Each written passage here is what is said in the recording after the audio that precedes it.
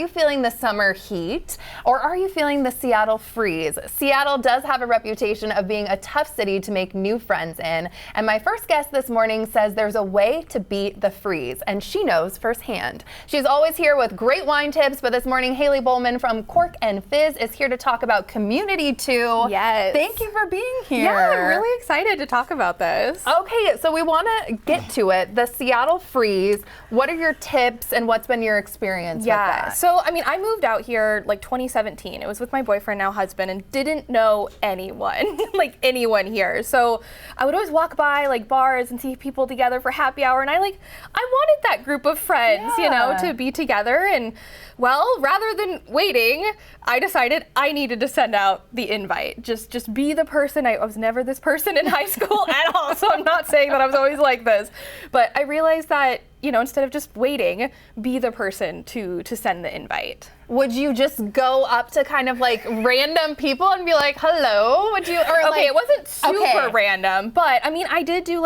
coworkers. So I moved here for a job. So a lot of my coworkers, we actually met a couple at the dog park. And so we were like, hey, our dogs like each other. Do you want to come over? Do you want to be my friend? let's exchange numbers and I'll invite you. And so it's kind of just like collecting people's numbers and then actually using the numbers, you know, sending them the message instead of just like, hi, okay, we should hang out. And then it never happens. I know. It's almost like dating when you're getting older, how difficult it can be to find a circle of friends and put yourself out there. So good for you for doing that. And then the best thing was, at the time I was getting into wine. And so I was like, okay, why not host a wine tasting party? You'll have a perfect thing to talk about in case things get awkward. True. And who doesn't like wine, right? You're going to create some relationships as you're drinking.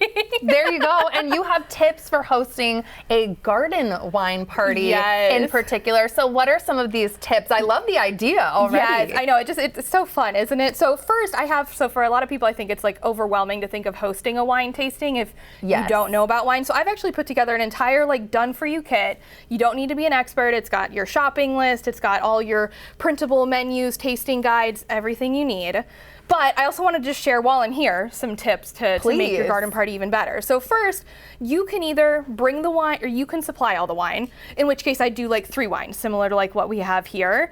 Or you can have everybody bring a bottle. That's kind of a fun way to just like, everybody has something to talk about. Everyone feels like they're bringing something. Yeah. But their own favorite wine with like a story. Yeah, exactly. And it doesn't have to be fancy, right? We don't have to get crazy with like a big spread. No, absolutely not. And you don't, like when our first wine tasting party with my friends, and we've been doing it now for like 7 years, the budget was like $15 to $30. And it doesn't even have to be that much. I mean, these wines that I brought, these are all my Trader Joe's favorites.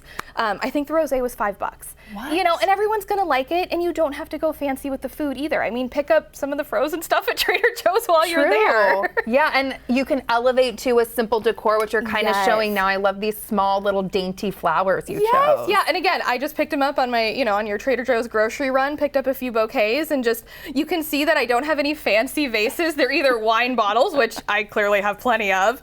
But that's a good idea, reusing. Exactly. Or like little, I think that was a yogurt jar at one point. So just reusing that stuff. And it doesn't have to be in a garden, so I don't need to panic the fact that I don't have a beautiful secret garden. You can bring the garden inside wherever you want. My latest party, when I kind of hosted this type of party, we actually moved all this like furniture back from our living room, like kind of like high school party style. Right. Brought the dining room table in the middle, added a couple folding tables, and we hosted in the middle of the living room because that's where we had room. Well, and with this weather, sometimes you never know. Oh, but hopefully right now we're getting into some nice weather. You brought, obviously, like you were saying, some perfect wines as an example, 3. So what are we going to be taste testing today? Yeah, so these 3 all come from my Trader Joe's shopping list that comes in the kit. So the first one, this is a Gruner Veltliner.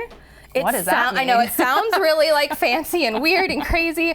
It is my recommendation for anybody who likes Sauvignon Blanc. Oh, but it's a little different. Yeah, so this is our white. Cheers.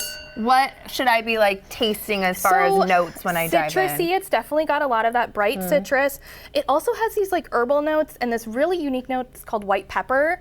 Kind of just like a stronger black pepper in a sense. It does feel stronger. It has like a little bit of a punch. Yeah, so I like this. It's just like a little different. A lot of them have a little spritz. They're usually from Austria. I think this one's Hungary that they have at Trader Joe's, but again, really cost effective and really tasty, especially in the summer. What would you pair something like this with food-wise, appetizers? I love like a spritzy white like this. I feel like one, fried food does work well, and then something that has some veggies in it too. So Trader Joe's has those like little bird's nest. I think I brought those last time. Those are so good. Those would be so good. You could do like scallion pancakes. You could do, anything that's kind of fried veggie. You could also go fresh salad, something like that. This will work with it. That would be it was so bright and vibrant. Yeah. Okay, moving right along. This is looking like a rosé. Yes. I feel like rosé, a lot of people like, roll their eyes at or aren't as interested in, but I think I'm they're into so it. good, especially for summer. And I mean, it's so pretty. So this is a Pinot Noir rosé. So rosé is made with red wine grapes. They're just not put in contact with the grape skin for as long as our reds.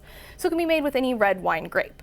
This is a Pinot Noir. I think they make really beautiful rosé. You get a lot of fruit, but not just fruit. You get a little bit herbal, a little bit earthy, and it just pairs well with so many things. That's not overly sweet too, because I think that's maybe why some people are rolling their eyes at rosé, like such a girly, overly sweet drink. Exactly, yes. But this one is not at all. That one's great. And it pairs. I love rosé with pairing for anything, but especially cheese of any kind. Rosé, especially this Pinot Noir rosé.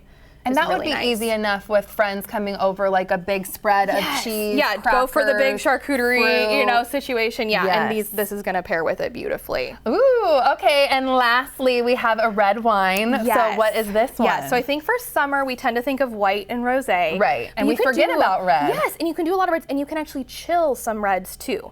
So if they're lighter in body, think like just like more refreshing, not as heavy. You can stick them in the fridge. I had these all in the fridge the same amount of time. And so this red is called Gamay. Gamay. Yes, it is a red grape similar to Pinot Noir. It's that's from my fave. Okay, yes. I'm gonna dive in. Keep going. No, you drink, I'll talk. This is Beaujolais, a region in France that is famous for Gamay.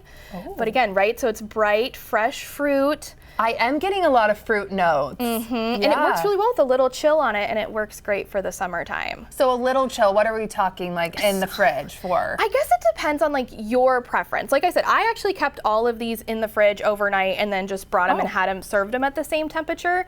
If you taste it and it's a little dull or you taste the alcohol more than you taste the flavor, then just let it sit out for a little bit longer. So I kind of recommend, like with the reds, have them in there, take them out, taste them, see what you think. Yeah, that makes sense. Yeah. I don't know which one I like the best, but I might go with the one that's giving me Sauvignon Blanc, but a little more punch with like a pepper. Where can people find the kits? Yeah, so you can go on my website, corkandfizz.com.